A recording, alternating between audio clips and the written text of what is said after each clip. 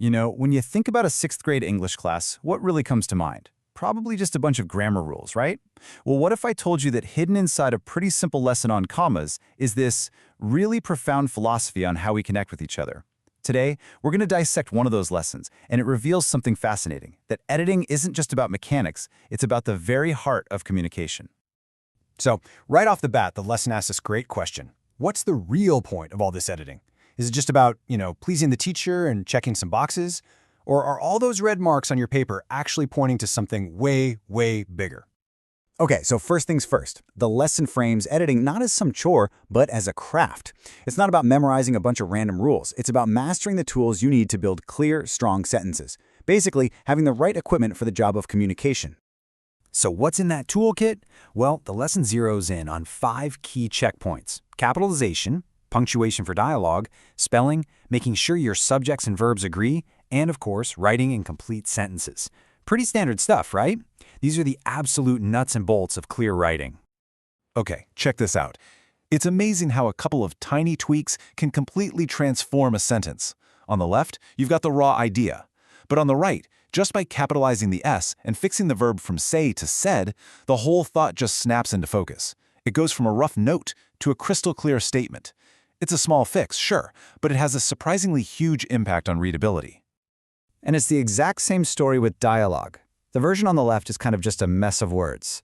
You're left wondering, who's talking? Is that even a question? But with the correct punctuation, you add the quotes, the question mark, a capital letter. It becomes a perfect map for the reader.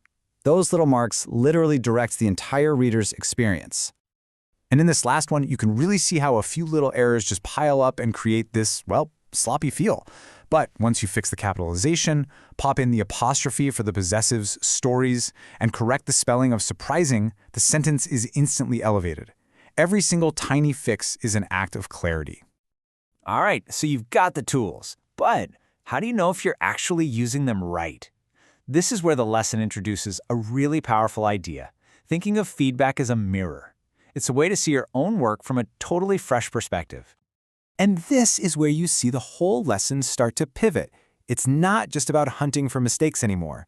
This peer review form asks much bigger questions, like, what's the best part? Is the purpose clear? All of a sudden, the writer has to think about the effect their words are having, not just the rules they're following. And then, bam, they hit the student with this question. This is the absolute linchpin of the whole lesson.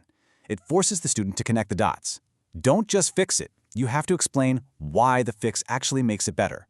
This is the bridge from the technical what to the much deeper, purposeful why. And that why? Well, that why takes us right to the heart of what this is all about. This is where we see the real blueprint. The ultimate goal here isn't getting a good grade, it's about building a bridge from your mind, the writer's mind, directly to the reader's. Just listen to this. This is part of a fluency passage the students actually read out loud.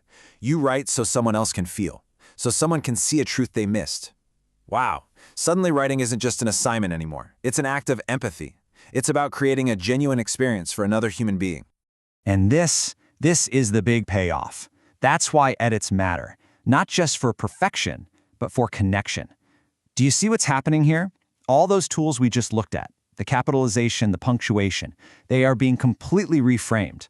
They aren't just about being correct. They're about being clear enough to truly, genuinely connect with your reader. And to show that this isn't some brand new idea, the lesson pulls in this really interesting historical fact. It points out that the author of the Gospel of Luke actually states right at the beginning that he carefully investigated everything so he could write an orderly account for his readers. This is used to show that writing for the reader's benefit is a totally timeless principle. So the lesson then boils all this down into what it calls a truth to remember, and it gets really explicit here. In this particular view, careful writing isn't just some technical skill. It's actually presented as an act of respect, a way to honor the person reading your words. Okay, so now let's pull the camera all the way back, because this simple editing lesson didn't just appear out of nowhere. It's one small piece of a much, much larger blueprint, an architect's vision for what education is fundamentally supposed to achieve.